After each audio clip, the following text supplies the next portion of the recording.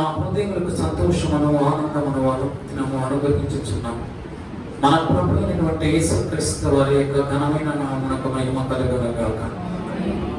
కూర్చున్న మీ అందరికీ మన ప్రభు అయినటువంటి యేసుక్రీస్తు నామములో నా తరఫున, మన సంఘము తరఫున, మా కుటుంబం తరఫున ప్రత్యేకమైనటువంటి వందనాలు తెలియజేస్తున్నాం. Praise the lord.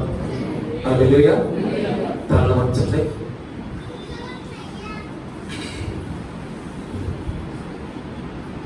Shri Yesu Vadanam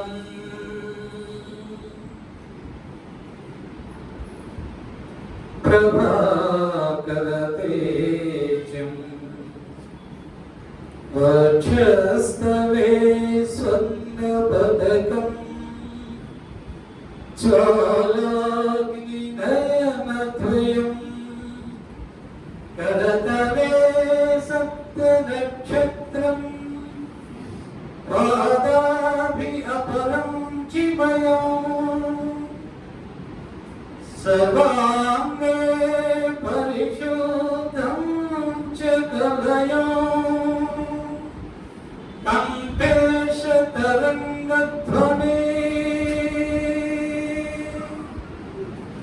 మహిమవస్త్ర పరివేష్టిత విజయతే ధవనాంబర Rakshamani విజయతే ధవనాంబర Rakshamani Shri యేసు వదనం ప్రభాకర తేజం. Praise the lord. హల్లెలూయా. ఈరోజు పరిశుద్ధాత్మ దేవుడు మనతో మాట్లాడబోతున్న మాట ఏమనగా, సంగమా, దేనిని మీ మీదకి రానివ్వను, ఏదియు మీ మీదికి రాదు. దేనిని మీ మీదకి రానివ్వను, ఏదియు మీ మీదకి రాదు. అంటే అది భయమైన, రోగమైన, కరువైన, అపాయమైన, అది ఏదైనప్పటికీ ప్రభువు మనతో చెప్తూ ఉన్నారు. ఈ పరిశుద్ధాత్మ దేవుడు ఈ ఉదయకాలంలో మీ మీదకి దేనిని నేను రానివ్వను. ఆయన మన మీదకి దేనికి రానివ్వడు. మనమే భయపడతాం, మనమే కలవరపడతాం. మనకున్నటువంటి సమస్యను బట్టి, బాధను బట్టి, ఇరుకును బట్టి, ఇబ్బందులను బట్టి, అవమానాలను బట్టి మనమే భయపడతాం. కానీ ప్రభు అంటున్నాడు, నా దగ్గరకు రండి, కాంప్టమి, మీరు నా దగ్గరకు వస్తే మీ భయాన్ని నేను పోగొట్టు. ఈ రోజులో చాలా మంది దేవుని బిడ్డలు రాత్రులు సరిగ్గా నిద్రపోరు. వాళ్ళు నిద్రపోతే వాళ్ళకు భయం పుడుతుంది, నిద్రలో భయం కలుగుతారు, వెంటనే కలవరపడుతూ తెలుస్తారు. భయం ఎందుకు పుడుతుంది మనకి? దేవుని బిడ్డలమైన మనకు భయం ఎందుకు? నీకున్న ఆర్థిక సమస్యలను బట్టా, నీ కుటుంబంలో ఉన్నటువంటి సోదరుల బట్టా, లేక డబ్బులు లేవనా, ఎవరైనా మిమ్మల్ని అవమానించారనా? ఎందుకు భయం? నిద్రలో కూడా భయపడేటువంటి పరిస్థితి ఎందుకు వస్తుంది? నీ భావాలని ప్రభు మీద వేయడం లేదు కనుక. నీ సమస్యని, నీ భావాన్ని, నీ భయం నువ్వు ప్రభు మీద వేయాలి. ప్రభు అయితే మోస్తారు, నువ్వు నేను మోయలేదు. ప్రభు మీద నీ భావం వేసినప్పుడు నువ్వు చక్కగా నిద్రపోతావు, ప్రశాంతంగా నిద్రపోతావు. సమయానికి ముందే ఆవరణలు వస్తాయి, నిద్రపడుతుంది కదా. మీరందరూ నిద్రపోతున్నారా? నిద్రలో కూడా కలవరిస్తున్నారా? సమస్యలు ఉంటాయి, సమస్యలు లేని మానవుడు లేడు. అయితే ఆ సమస్యలకి ప్రభు గొప్ప చెప్పే ఆయన చూసుకుంటాడు. ఆయన చూసుకుని చిన్న చూసుకుంటాడు. నేనైతే రాత్రి ప్రార్థన చేసుకున్న వెంటనే 9 గంటలకి నిద్రపోతాను. ఎన్ని గంటలకి? 9 గంటలకి నాకు నిద్ర వచ్చేస్తాను.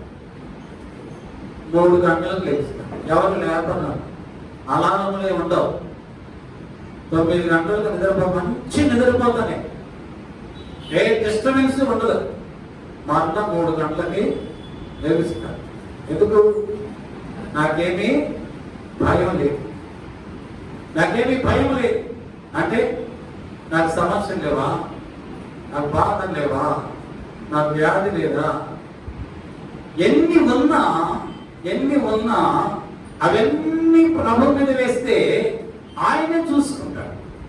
తగిన సమయమందు మనకున్నటువంటి సమస్యని ప్రభువే మన ఎదురు నుండి తీసివేస్తాడు. నువ్వే ప్రాబ్లక్కర్లేదు, దాంతో ఏదో ప్రయాసపడక్కర్లేదు. వాళ్ళ దగ్గరికి వీళ్ళ దగ్గరికి దాని కొరకు దీని కొరకు వెళ్ళక్కర్లా. నువ్వు చేయవలసింది ఎలా? నువ్వు ప్రభు దగ్గరికి రా, ఆయన సన్నిధికి రా, ఆయన సముఖంలో ఉండు, నువ్వు ప్రార్థన చేయి. నీ కన్నీటి బాష్ప బిందువు ఆయన పాదముల మీద పడినప్పుడు ఆ కన్నీరు నీ పక్షముగా ప్రభుత్వం జ్ఞాపన చేస్తుంది. ప్రభువు ఆలపిస్తాడు, నా కుమారి, నా కుమారుడా, నీకున్న ప్రతి సమస్యలో నుంచి నేను సంపూర్ణంగా విడుదల చేసి సమాధాన సంతోషము నీకు అనుగ్రహిస్తాను అంటాడు. భయపడకండి. వ్యాధిని చూసి అసలు భయపడద్దు. కలుగులు వస్తాయి, సమస్యలు వస్తాయి, భయపడకండి. అపాయములు వస్తాయి, భయపడకండి. గర్విష్ఠులు ఉంటారు, వాళ్ళ మాటలు కూడా మీరు భయపడద్దు. ధైర్యంగా ఉండండి. ప్రభు అంటున్నాడు, నేనే యెహోవా, నేను యెహోవా. చదవండి, లేవికాండం 26వ అధ్యాయం 2వ వచనాన్ని చదువుతున్నాం. నేను నియమించిన విశ్రాంతి దినమును మీరు ఆచరింపవలెను, నా పరిశుద్ధ మందిరమును సన్మానించవలెను. నేను నియమించిన విశ్రాంతి దినమును ఆచరింపవలెను, నా పరిశుద్ధ మందిరమును సన్మానించవలెను. ఏం చేయాలి మనం? విశ్రాంతి దినాన్ని ఆచరించాలి. మరి ఆచరిస్తున్నారా? ఈరోజు చాలా మంది రాలేదు. మరి ఎందుకు రాలేదు నాకైతే తెలియదు, కానీ ఒక వ్యక్తికి మాత్రము తెలుసు. నీవు మందిరమునకు రాకపోవడానికి కారణము, నీవు మందిరమునకు రాకపోవడానికి కారణము అది ఎంత గొప్ప కారణమైనా, అది నీకు ఎంతో ప్రాముఖ్యమైన కారణమైనా, అది ప్రభు కంటే ప్రాముఖ్యమైనది, ప్రభు సన్నిధి కంటే ప్రాముఖ్యమైనది కాదు. ప్రభు మందిరములకు వచ్చి మందిరములో ప్రభుని ఆరాధించుట కంటే అది గొప్పదేం కాదు. అది ఎటువంటిదైనా దాన్ని ప్రభుకి అప్పచెప్పి ప్రభు సన్నిధిలో ప్రార్థన చేసుకోవడం, దేవుని మందిరం వస్తే నీవు దేవుని మందిరాన్ని నువ్వు సన్మానించినట్టే. ఆయన మందిరాన్ని నువ్వు సన్మానించడం అంటే, దేవుని మందిరాన్ని నువ్వు సన్మానించడం అంటే నువ్వు ఏదో నీ డబ్బు, నీ ఆస్తి, నీ ఐశ్వర్యము, నీ కానుకలు దేవుని మందిరానికి తీసుకురావడము కాదు. ప్రభు సన్నిధిలో నువ్వు గడపడమే, నీ కుటుంబం అంతా ప్రభు సన్నిధిలో గడపడమే దేవుని మందిరం అది సన్మానం. మేమందరం మందిరానికి వస్తే, మందిరం అంతా నిండుగా ఉంటే, మన మధ్యలో ఉన్న మన ప్రభు చూసి ఎంతో సంతోషిస్తాం. అదే ప్రభుని సన్మానించడం అంటే, అదే ప్రభుని గౌరవించడం అంటే. చదవండి 6వ వచనం, 6-7 వచనాలు. ఆ దేశంలో నేను మీకు క్షేమము కలుగజేసేదను, మీరు పండుకొన్నప్పుడు ఎవరునూ మిమ్మల్ని భయపెట్టరు, ఆ దేశంలో దుష్ట ముఖములు లేకుండా చేసేదను, మీ దేశంలోనికి ఖడ్గము రాదు, మీరు మీ శత్రువులను తరిమెదరు.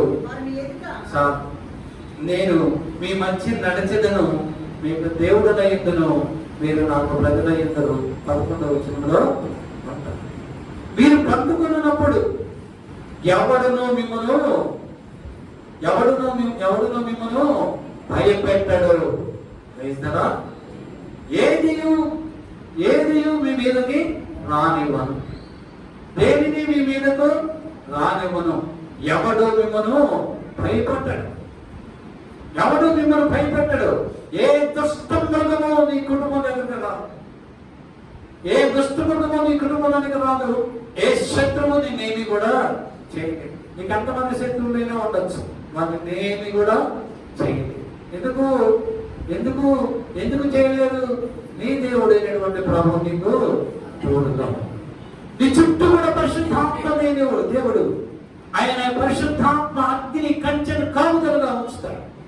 అగ్ని నీకు కాపుదలుగా ఉన్నంత కాలము ఏ దుష్టమృగము నీ దగ్గరకు రాదు, ఏ శత్రువు నీ ధరించేరడు.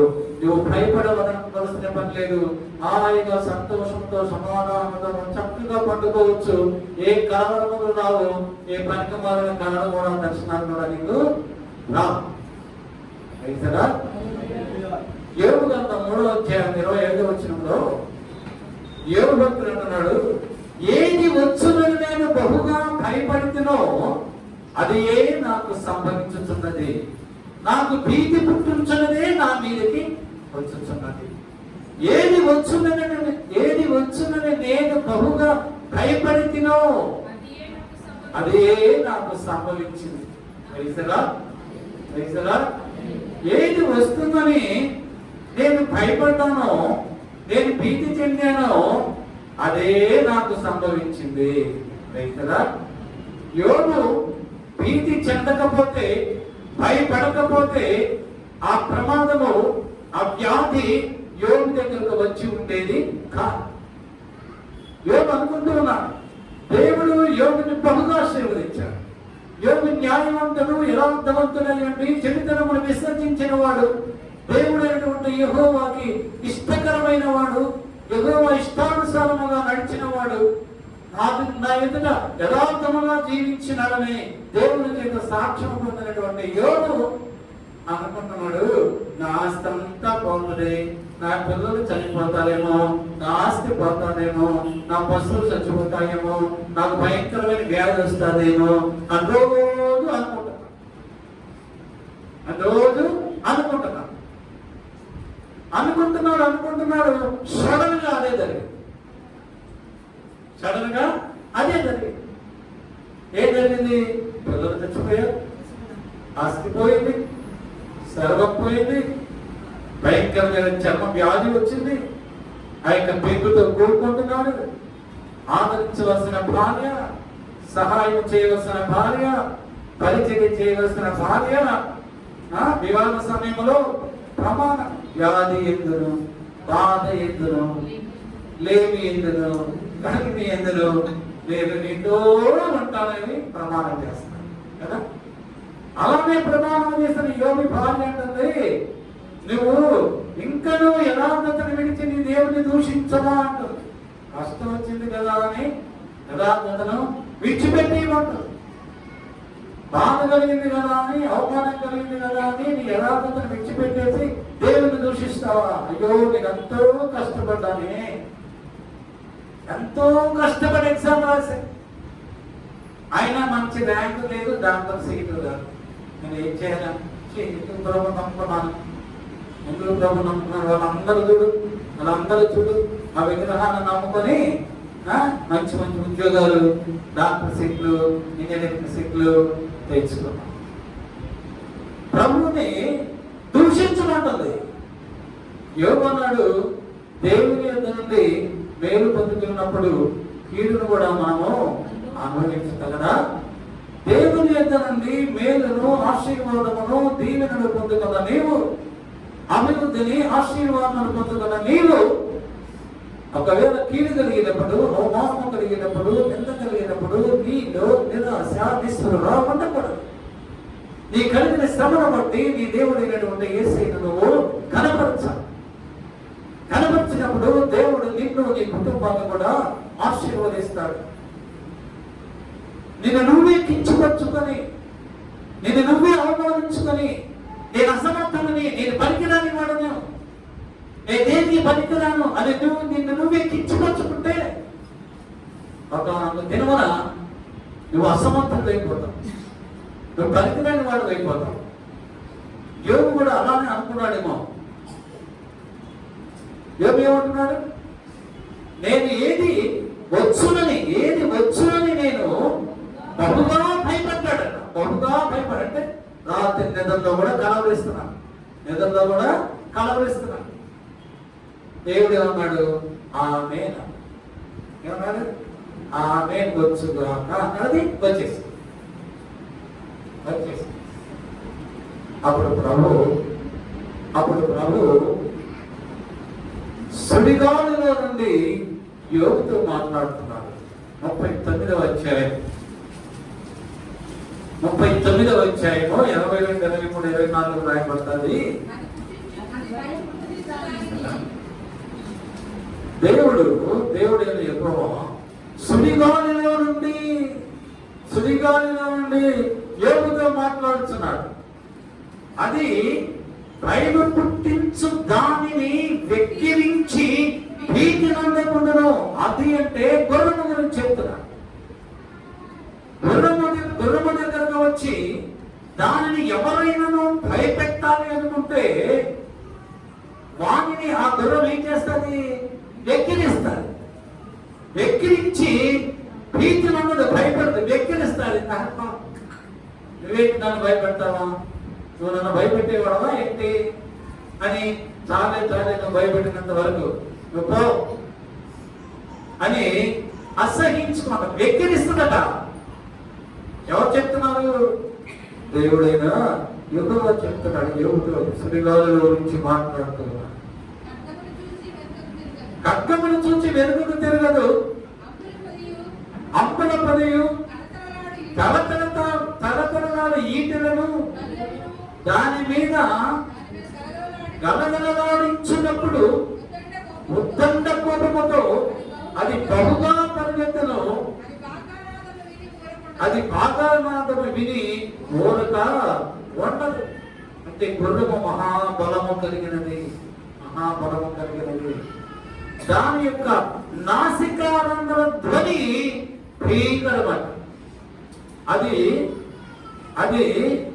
గాలి పీల్చి ముక్కు ద్వారా గాలి శ్వాస పీల్చి వదిలితే అది మహాభీకరమైనటువంటి ధ్వనిని అనిపిస్తుంది. గొప్ప భీకరమైనటువంటి ధ్వని కలుగుతుందట. ప్రభు యోగుతో అంటున్నాడు, అది భయం పుట్టించుదానని వెక్కిరిస్తుంది. అయితే మన దేవుడు నేను గుర్రము కంటే బలార్చుని. గుర్రము కంటే బలార్చుని. నాకు అసాధ్యమైంది లేదు. మీరెందుకు భయపడతారు? మీరు భయపడకండి. రోగాలు వస్తే భయపడకండి, సమస్యలు వస్తే భయపడకండి, అవమానాలు వస్తే భయపడకండి, మిమ్మల్ని ఎవరైనా హింసిస్తే భయపడకండి, మిమ్మల్ని ఎవరైనా శ్రమ పడితే భయపడకండి. మీరేం చేయాలి అంటే ప్రభు దగ్గరకు మీరు రండి. విశ్రాంతి దినమున మీరు ఆచరించండి. దేవుని మందిరాన్ని మీరు సన్మానించండి. ఈ రెండు మీరు చేస్తే మీకు ఏ భయం కూడా ఉండదు. ఏ భయము మీ దగ్గరకు రాదు. ఏ దుష్ట మృగము మీ దగ్గరకు రాదు. దుష్ట మృగము అంటే మూర్ఖుడు. ఏ మూర్ఖుడు మిమ్మల్ని ఏమీ చేయదు. దుష్ట స్వభావం కలిగిన వాడు, జంతు స్వభావం కలిగిన వాడు, వారు కూడా మిమ్మల్ని ఏమి కూడా చేయరు. ఈ శత్రువులు మీ మీదకి రారు. ఎప్పుడు మీకు భయం ఉండదు, ఎప్పుడు మీకు కలవరాలు ఉండవు, ఎప్పుడు చక్కగా హ్యాపీగా సమాధానంగా మంచిగా నిద్రపోతారు. ఈరోజు మంచిగా నిద్రపోయామండి. రోజు మంచిగా నిద్రపోవాలి క్రైస్తవులు. ప్రభు నమ్ముకున్న వాడు ప్రతిరోజు మంచిగా సమాధానంతో చక్కగా ప్రార్థన చేసుకొని అలాగా ప్రార్థన నిద్రలోకి వెళ్ళిపోవాలా. వెళ్ళిపోవాలా, అలాగా నిద్రపోయే వారితో దేవుడు మాట్లాడు. అలాగా నిద్రపోయే వారితో దేవుడు దర్శనం ద్వారా, స్వప్నం ద్వారా మాట్లాడు. దేవుని యొక్క వాక్కును, దేవుని యొక్క స్వరమును వాళ్ళు వింటారు. దేవుని స్వరం వినగలిగినటువంటి ఆశ, వినాలనేటువంటి ఆశ, దర్శనములు చూడాలనేటువంటి ఆశ, భయం లేకుండా పడుకోవాలనే ఆశ నీకుంటే దేవుని మందిరానికి నువ్వు రావాలి. విశ్రాంతి దినమును ఆచరించాలి. దేవుని మందిరాన్ని నువ్వు సన్మానించాలి. నిర్గమకాండం 15వ అధ్యాయం 6వ వచనాన్ని చదువుకున్నాం. మీ దేవుడైనటువంటి యెహోవా వాక్కు శ్రద్ధగా విని ఆయన దృష్టికి న్యాయమైనది చేసి ఆయన ఆజ్ఞలకు విధేయులై ఆయన కట్టడలన్నింటినీ అనుసరించి నడిచిన ఎడల నేను ఐగుప్తీయులకు కలుగజేసిన రోగములను ఏది మీ మీదకి రానివ్వను. నిన్ను స్వస్థపరచు యెహోవాని నేనే. మనల్ని స్వస్థపరిచే దేవుడు మన దేవుడే, మన దేవుడే. మనము స్వస్థపరచబడాలి అంటే ఎలాగా ఉండాలి? ఏ రోగము మీ మీదకి రానివ్వను, ఏ భయము మీ మీదకి రానివ్వను, ఏ రోగము మీ మీదకి రానివ్వను. ఎప్పుడు రానివ్వను? ఎప్పుడు రానివ్వను? దేవుని యొద్ద నుండి సంగమా, దేవుని యొద్ద నుండి నీవు గాని నేను గాని ఎవరైనా ఒక దీవెన గాని, ఒక ఆశీర్వాదము గాని, ఒక మేలు గాని, ఒక ఉపకారము గాని పొందుకోవాలి అంటే ఆయన చెప్పినట్లుగా మనము చేయాలి. ఆయన ఉండమన్నట్లుగా మనము ఉండాలి. ఆయన ఏమైతే చెబుతాడో వాటిని మనకు తూచా తప్పకుండా పాటించిన ఎడల, అనుసరించిన ఎడల నువ్వు ఏదైనా ప్రభు నీకు ఇస్తాడు. ఆయన వాక్కును శ్రద్ధగా వినాలి.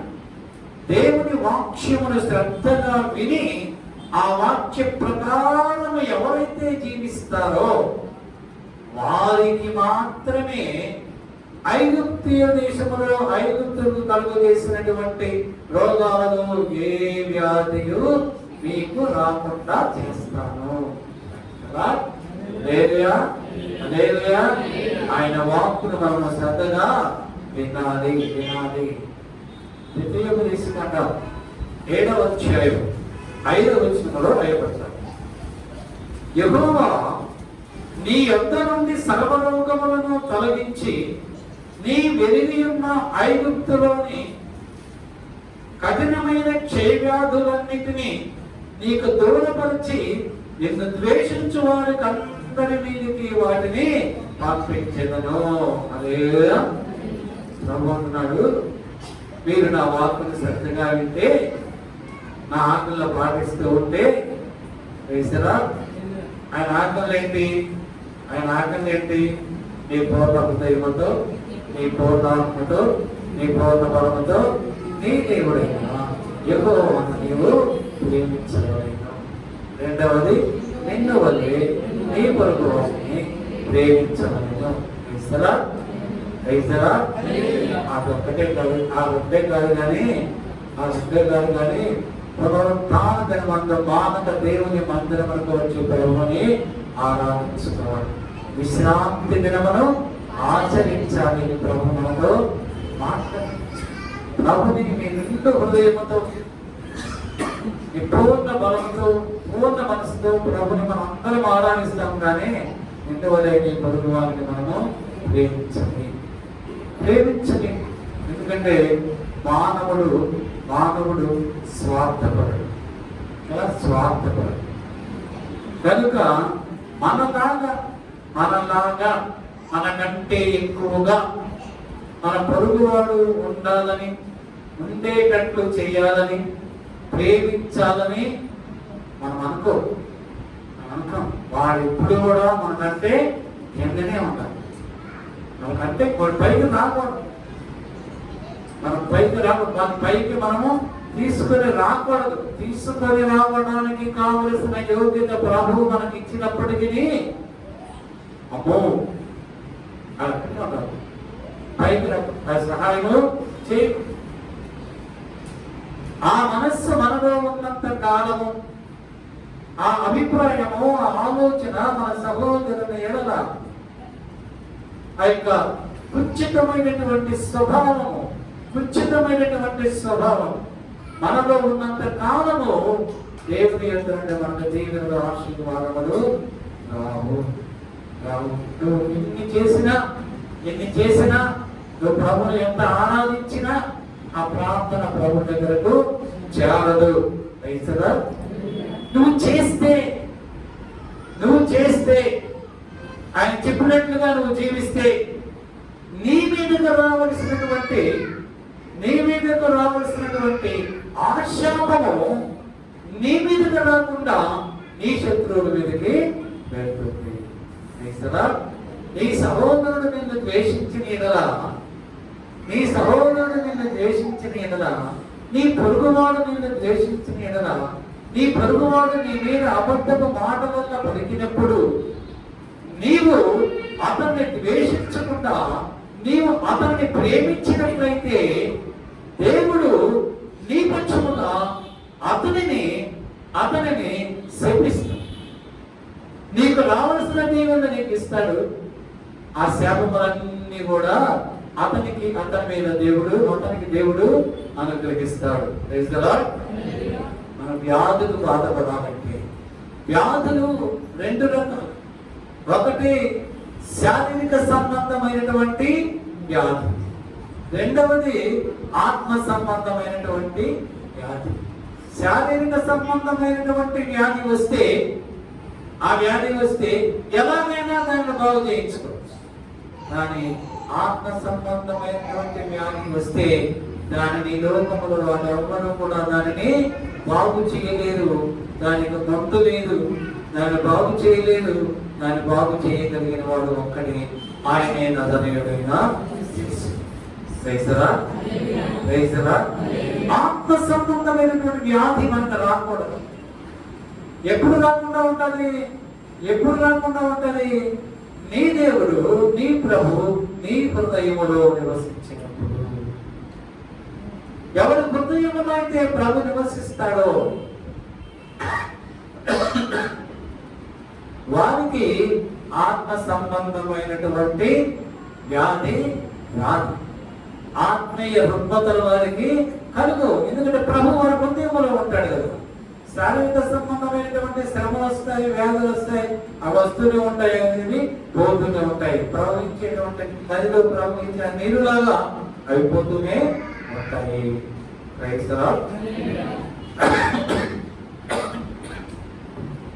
ఎహెజ్కేలు గ్రంథం 36వ అధ్యాయం 29వ వచనాన్ని చదువు.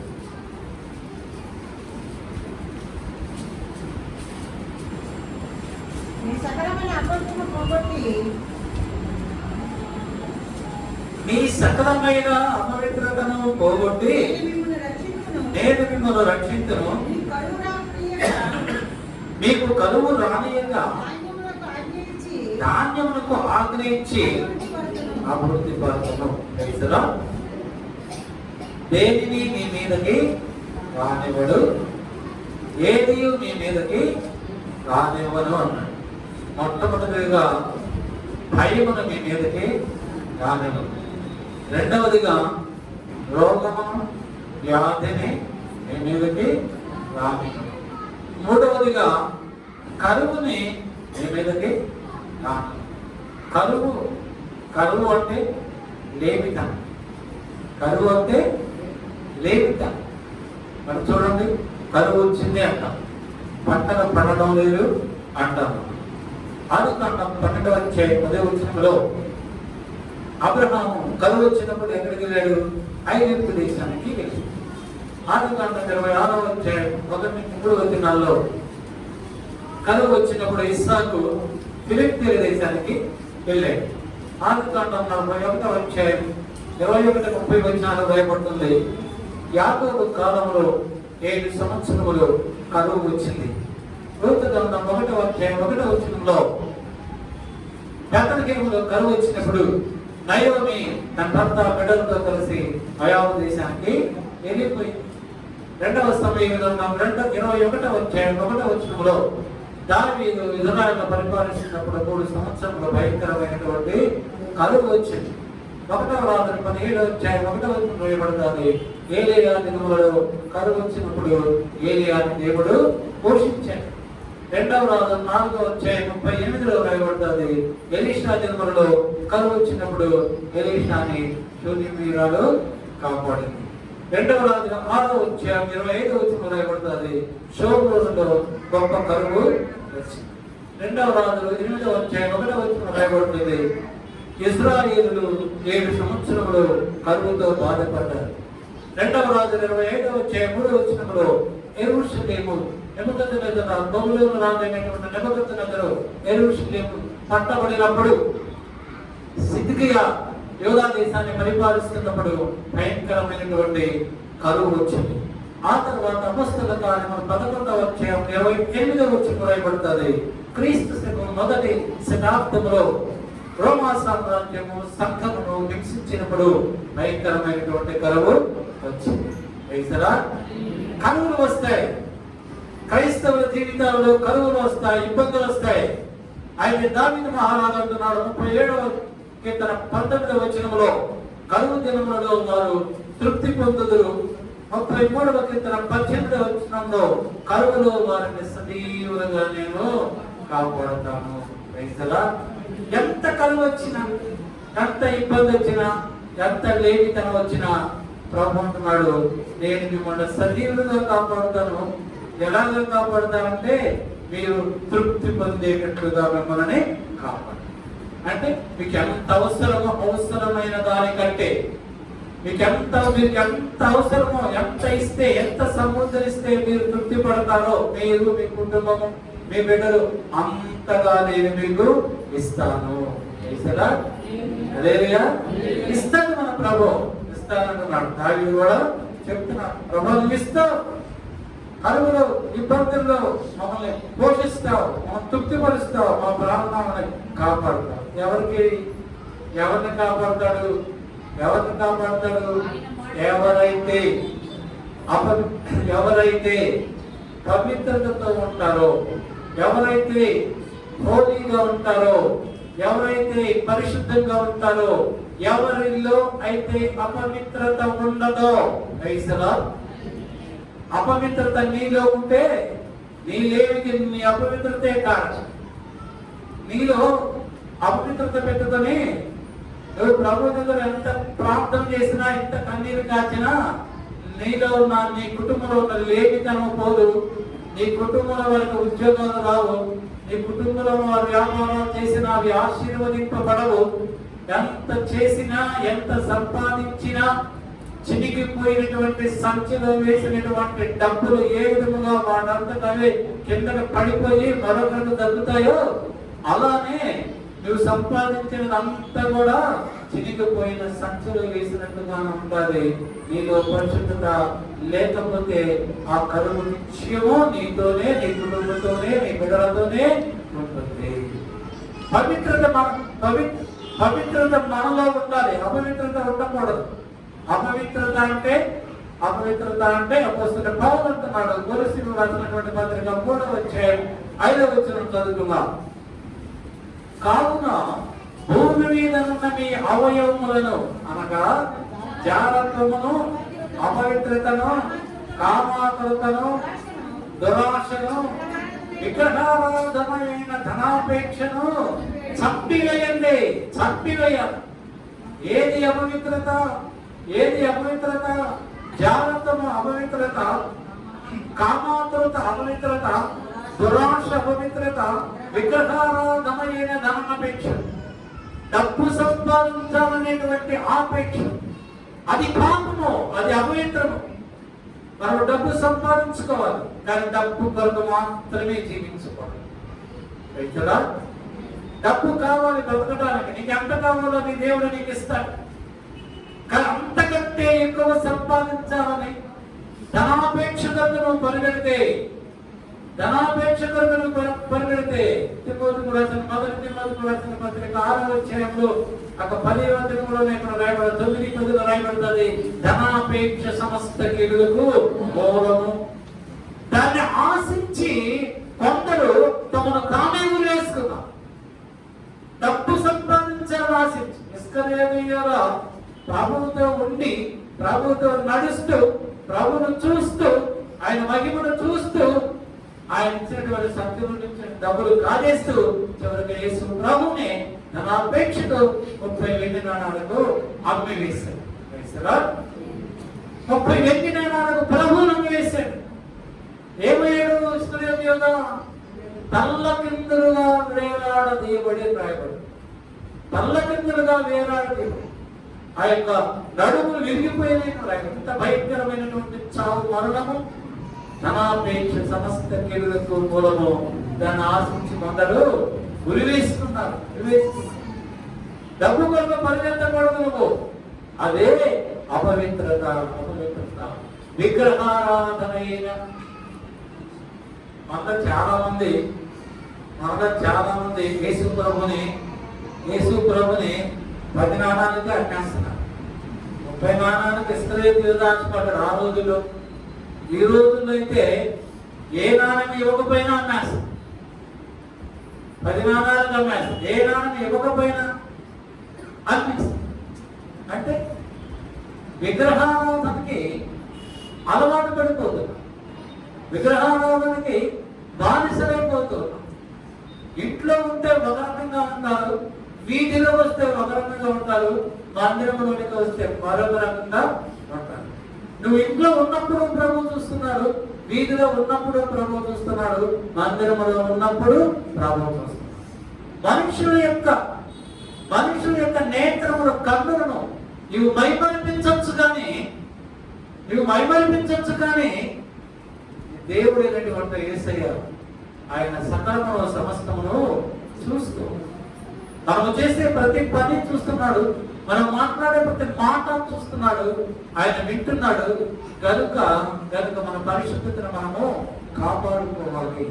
విగ్రహారాధన వైపు మీరు వెళ్ళకండి. విగ్రహారాధనలతో సహవాసం మీరు చేయకండి. విగ్రహారాధన వారి యొక్క ఫంక్షన్స్ లో మీరు బాధ పొందకండి. వేసరా బాధగానే ఉంటారు.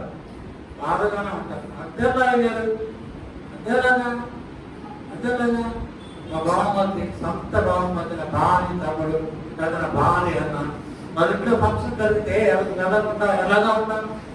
ఎలాగా ఉన్నారంటే ఉంటారు. అలాగే ఉంటారు. ఉంటేనే దేవుడు నీకు పవిత్రతను ఇస్తాడు. వింటేనే నీ కుటుంబంలో ఏ కరువు లేకుండా చేస్తాడు. వింటేనే నీ కుటుంబంలో అందరికీ ఆరోగ్యం ఇస్తాడు. నీ కుటుంబాన్ని ఆశీర్వదిస్తాడు. నీ కుటుంబాన్ని అభివృద్ధి పరుస్తాడు. నీ కుటుంబానికి ఏం కావాలో అవన్నీ సమృద్ధిగా ఇస్తాడు. అలా కాకుండా నాకు అందరూ కావాలి అంటే ప్రభుత్వాడు అందరినీ కావాలి, నాకైతే నువ్వు అక్కర్లే. అందరూ నీకు కావాలి, నాకైతే నువ్వు అక్కర్లే. రైసదా ప్రభు కావాలి అంటే నేను చెప్పిన ఈ త్యాగతను, ఈ కామాంతను, విగ్రహారాధనని, ఆ ధనాపేక్షను మనం ఇచ్చేదా దాన్ని భూస్థాపనం చేసి ప్రభుని అడగండి. ప్రభు నువ్వు మమ్మల్ని కాపాడుకోమన్నావు, నేను వేటిగా వెళ్ళలేదు, నీ కొరకే జీవిస్తున్నావు, మమ్మల్ని ఆశీర్వదించు, నీకేమి కావాలో అడగండి. అప్పుడు ప్రభు అన్నాడు, మీకేమి కావాలో అడగండి, నేను మీకు అన్నింటినీ కూడా అనుగ్రహిస్తాను. హల్లెలూయా.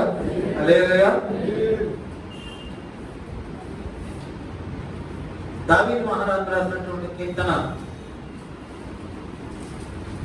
91వ కీర్తన 7వ వచనం చదువుతున్నాం. నీ ప్రక్కన 1000 మంది పడినను, నీ కుడి ప్రక్కన 10,000 మంది కూలినను, అపాయము నీ యొద్దకు రాదు. ఏది నీ యొద్దకు రాదు.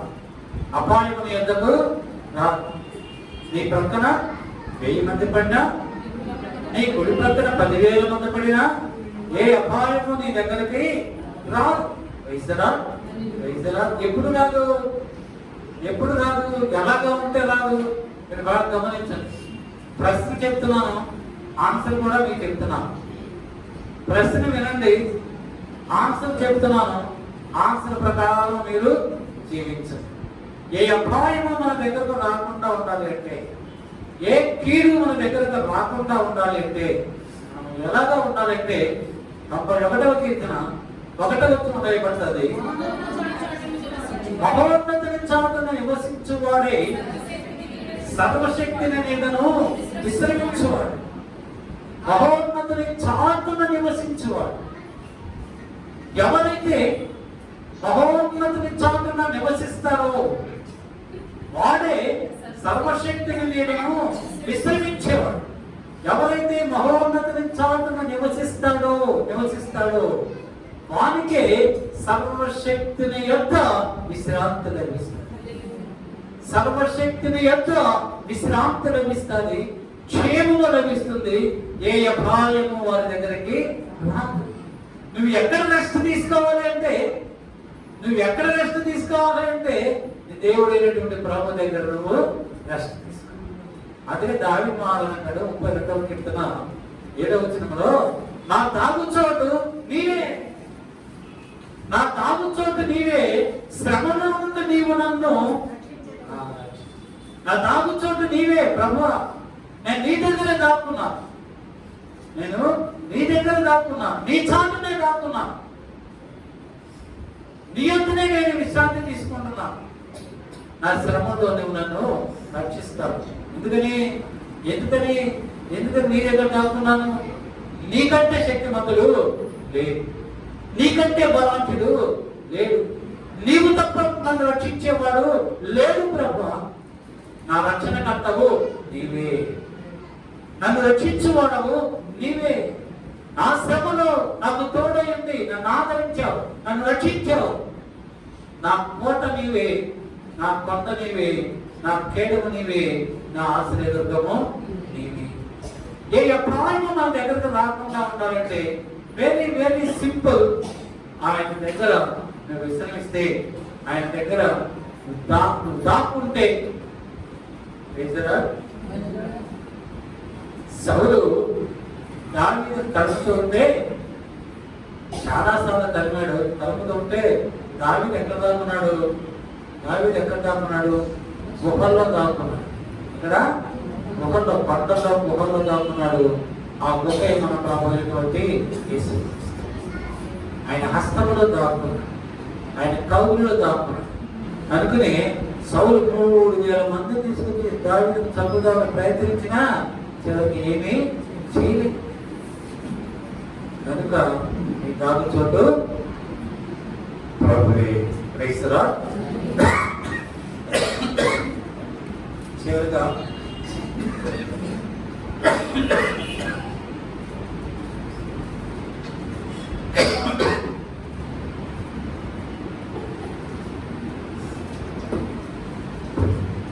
లూకా సువార్త 8వ అధ్యాయం 23వ వచనం చదువుకొని ముగించేద్దాం.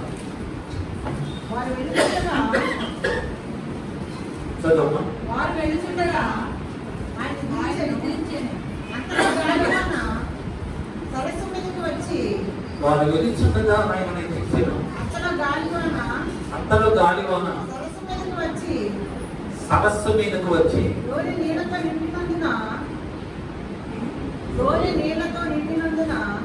నీళ్లతో నిండినందున వారు అపాయకరమైన స్థితిలో ఉండేది. కనుక ఆయన ఎద్దకు వచ్చి ప్రభువా నశించుకోవచ్చున్నామని చెప్పి ఆయనను ఆయన లేచి గాలిని గద్దించగాది నిమ్మలమాయన. బాగా గమనించంటే యేసు ప్రభు శిష్యులు యేసు ప్రభు కలిసి ఆ సరస్సు ఈ ధరించి అద్దరికి వెళ్తూ ఉన్నారు. ఆ వెళ్తూ ఉన్నప్పుడు ప్రభువారు ఆ యొక్క దేవుని అమరమున ఆయన చక్కగా నిద్రపోతూ ఉన్నారు, రెస్ట్ తీసుకుంటూ ఉన్నారు. ఆ సమయంలో ఎప్పుడు ప్రభువు నిద్రపోతూ ఉన్నప్పుడు ఆ సమయంలో భయంకరమైనటువంటి తుఫాను వచ్చింది. ఆ తుఫాను గాలులకి, ఆ భయంకరమైనటువంటి అలలకి, తుఫాను గాలులకి మరి యొక్క దోణి మునిగిపోతూ ఉంది. ఆ దోణి మునిగిపోతూ ఉన్నప్పుడు మేమందరము మునిగిపోతామనేటువంటి ప్రాణ భయంతో ఆ శిష్యులందరూ కూడా భయపడ్డారు, కలవరపడ్డారు. కలవరపడి పరుగున ప్రభు దగ్గరకు వచ్చి ప్రభుని ఏం చేశారు?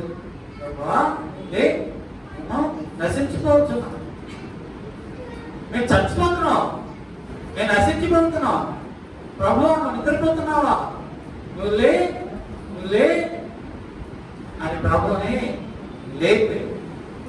దేవుని బిడ్డలారా, సముద్రము అమలు వంటి శ్రమలు, ఉప్పొంగుచున్న సముద్ర తరంగముల వంటి శ్రమలు మిమ్మల్ని ఆవరించినప్పుడు, మీ కుటుంబానికి వ్యతిరేకముగా వచ్చినప్పుడు మీరు చేయవలసింది ఏంటంటే, యేసు ప్రభు మీరు ఏం చేయాలా? శిష్యులు ఏం చేశారు? నిద్ర లేపారు. ప్రభు మీరేం చేయాలా? నిద్ర లేపారు. ఏం చేయాలి? ప్రభుని నిద్ర లేపారు. ఇక్కడ దావీదు అన్నాడు, నా బాబు చోటు నీదే అన్నాడు. నువ్వు ప్రభు దగ్గర దాక్కున్నావు, ఆయన కవుల మీద ఉన్నావు, కానీ ఈ భయంకరమైనటువంటి ప్రమాదములో నుంచి నువ్వు బయటపడాలి అంటే ఆయన కవులలో ఉన్నంత మాత్రం సరిపోదు, కానీ ఆయన నువ్వు లేపాలి.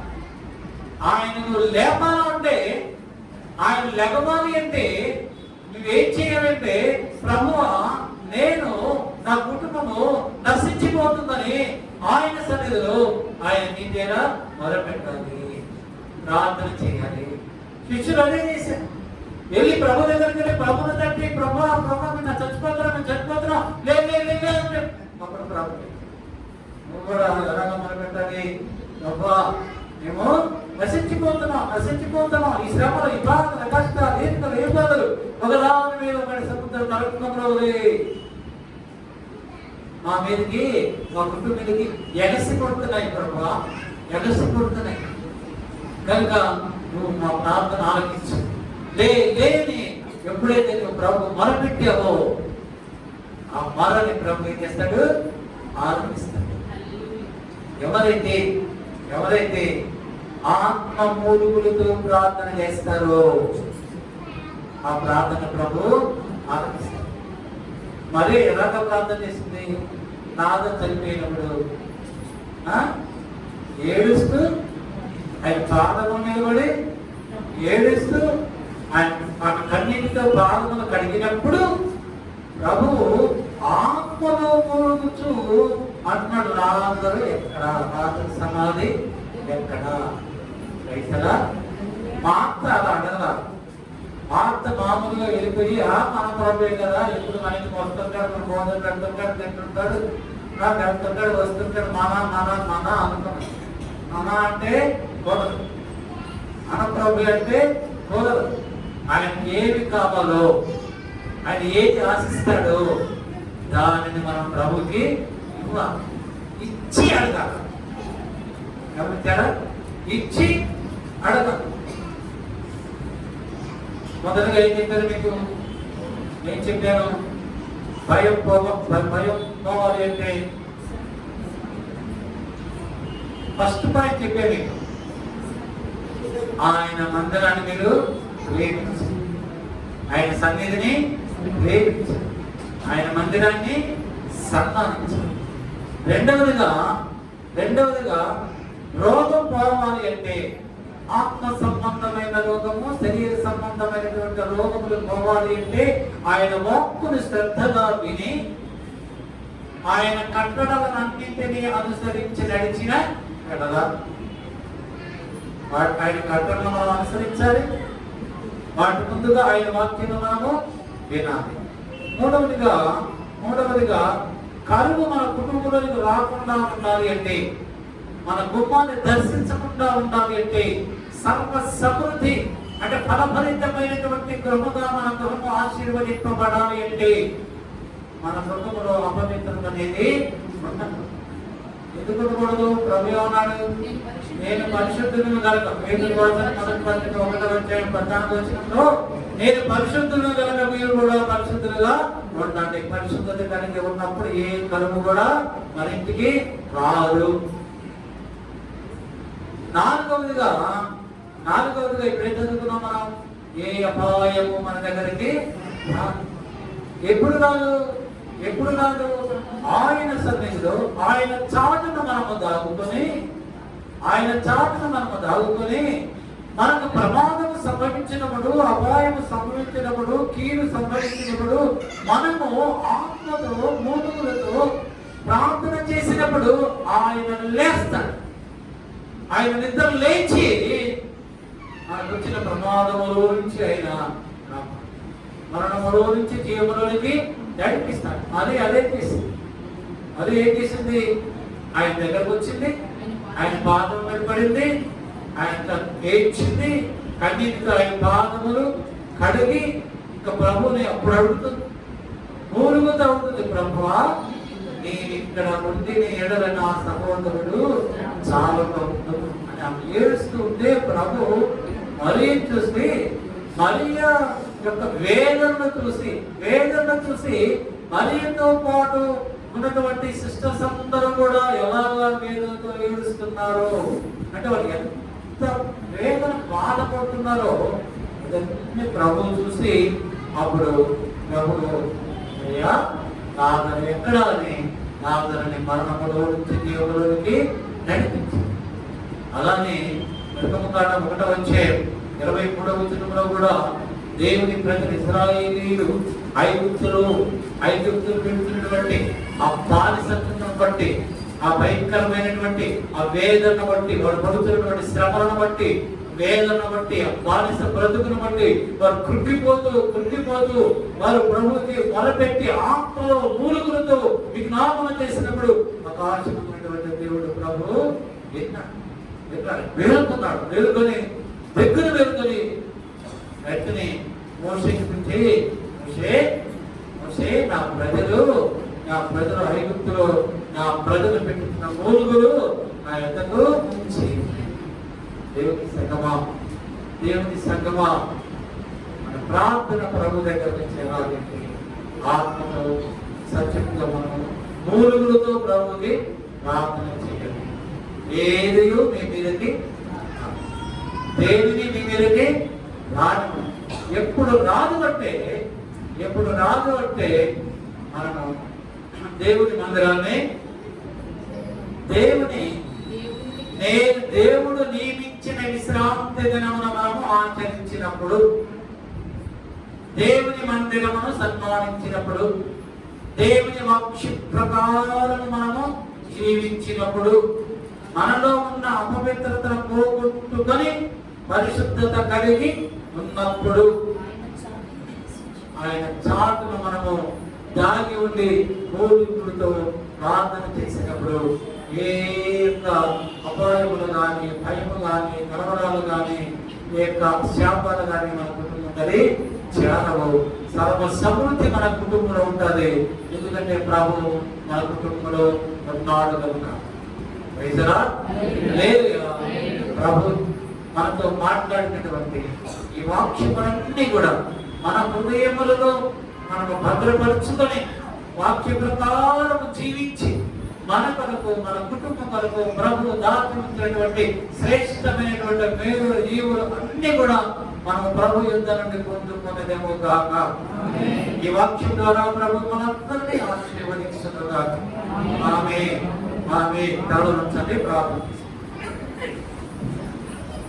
కృపా సత్య సంపూర్ణము సర్వకృపానిధి మహాపరిశుద్ధుడు మహాభద్రతమా ప్రభువా మహేశ్వరి మరొకరు అయోగ్యులమైనటువంటి మమ్మల్ని ప్రేమించి ఈ పునరుద్ధానందని సన్నిధానములకు దొరుకుని వచ్చి నీ దాసుని ముఖాంతం మీరు మాట్లాడిన అతి శ్రేష్టమైనటువంటి లేఖనమును బట్టి నీకు స్తోత్రాలు దేవా.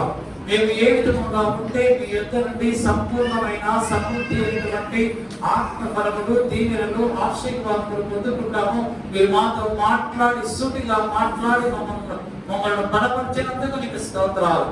వాక్యము మా హృదయంలో భద్రపరచుకొని ఆ వాక్య ప్రకారం జీవించేటువంటి శ్రేష్టమైనటువంటి కృప మాకు అనుగ్రహించి మీరే సకల ఘనత, మహిమ, ప్రభావములు పొందుకునమని యేసుక్రీస్తు అతి శ్రేష్టమైన నామమును బట్టి అడుగుతూ వేడుకలతో పొందుకునే నామం మా ప్రభువుకు పరమ తండ్రి.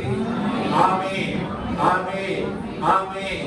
మన పరమ తండ్రి అయినటువంటి దేవుని ప్రేమయు, మన ప్రభువు రక్షకుడైన యేసుక్రీస్తు వారి యొక్క కృపా రక్షణ, పరిశుద్ధాత్మ దేవుని యొక్క అన్యోన్య సహవాసము సన్నిధి కూడి వచ్చిన సంఘ బిడ్డలందరికీ, ఇంకను రాలేకపోయినటువంటి సంఘ బిడ్డలందరికీ, వాక్యమును వర్ణించిన దైవజనుల వారి కుటుంబాలను, యూట్యూబ్ ద్వారా వాక్యమును వింటున్న వారందరికీ, లోకములో ఉన్న సర్వశక్తులను, ఇప్పుడు ఈ మైక్ ద్వారా వాక్యమును విన్న వారందరికీ, ఇప్పుడు ప్రభు రాకడ పర్యంతము సదాకాలము తోడయుండును గాక.